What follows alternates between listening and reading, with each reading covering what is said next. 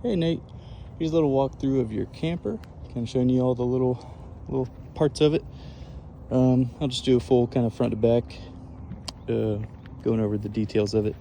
So you got your 2-inch ball up here that is adjustable up and down. I think about 2 to 4 inches up and down if you need to go higher or lower with it based on the vehicle. Your safety chains, your front jack. So you pull this pin here and that actually folds out of the way. This will fold to the front. You do most of the time have to have it jacked all the way down for it to actually click into place. Going into your front box here, you have the main thing, a master switch. It's turned on right now, the arrow to the green. You turn it off and that kills the power to the trailer. Kind of saves your battery juice a little bit, and especially if you're storing it. So all you do have to do is turn that on and you got power to everything you need. Your lithium battery here and your solar controller. So it's already swapped over. The blue light means it's for a lithium battery. Once you plug a panel in, when you get one, that's when the little PV light will come on. It should blink green when it's charging normally. But we just do 10 feet of wire with the MC4 connectors on the end. It's what most panels use. So you should be set to go there. The only other thing, your main power wire has a 30 amp inline fuse. So if for some reason, if something, you lose power to everything and your battery is good to go, that'd probably be your first thing to check. But you should never have to. We have these little ports that we put on all the front of our trailers that are pretty easily adapted for diesel heaters or some of the battery powered air conditioners, something like that. So your doors, you have your side shades that just Velcro up in place. So they just drop straight down, they fold up, and then they have that little piece that loops around it and Velcros right there. All your lights on the outside have a little switch on the bottom. Your dome light in here with a switch on it for on and off. So cup holder, little key hanger, grab handle above the door, your roof vent here. So you got the one with a remote. Yeah, so you can either press the button on it to turn it on and off and it'll raise itself up. You can do this on the vent or with the remote. You can adjust speeds and you can reverse it for in or out. Press another button, it'll close itself.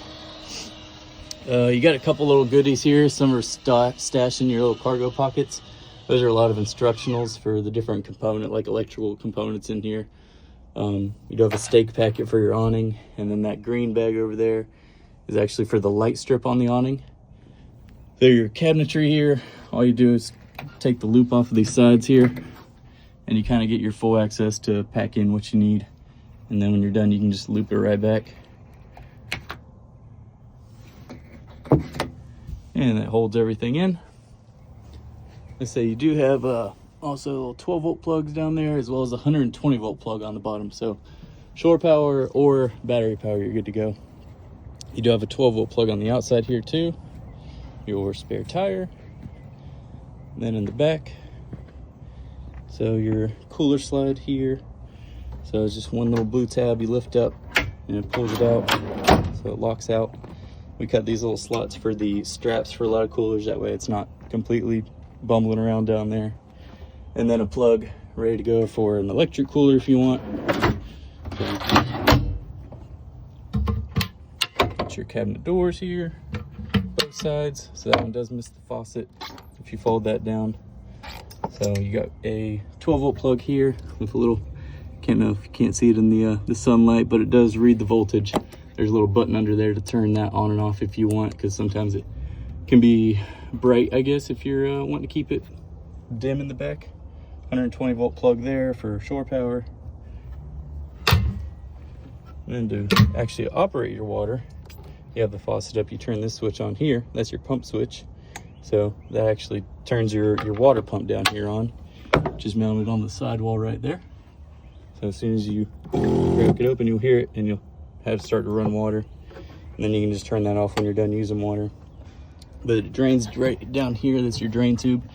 There's a screw cap on the bottom right there, and that actually fits a standard garden hose. So you can either put a drain bucket under there just to catch the water, or you can actually cut a garden hose to length and run it off to drain water outside of your campsite somewhere. You have a battery charger here, so all you do whenever you do have some shore power is all you have to do is plug that in to one of the ports on the yellow power strip there. That is what your shore power is basically. When you get to if you have a campsite, that's what you'll be plugging in. You got all your fuse box here. So again, if like just a couple things aren't working, that'd be your thing to check back here, just to make sure none of these fuses are blown. Usually they'll have a red light on beside it if it is blown, but every now and then something funny goes on to where that red light doesn't come on. Down here is your little short power port, so that yellow power strip, which does have a reset on it. So if that's not coming on at first, press the reset, and then also check a red light down there. So there's a switch just like a normal power strip would have. So check those two things first if that's not actually powering up. That can fit through here. That way you can run it outside of your camper through there and plug into whatever you need to. Your fill port here, so just a gravity fill for the water.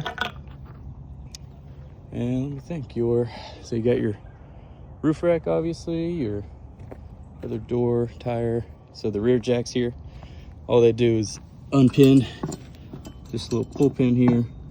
Oop. If I can get it. There we go, a little tight.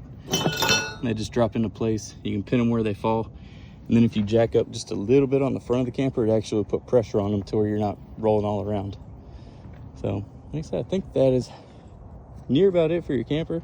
Of course, if you have any other questions, you can, text me, call me, email me, whatever works. But I think that is about it. So hope you enjoy.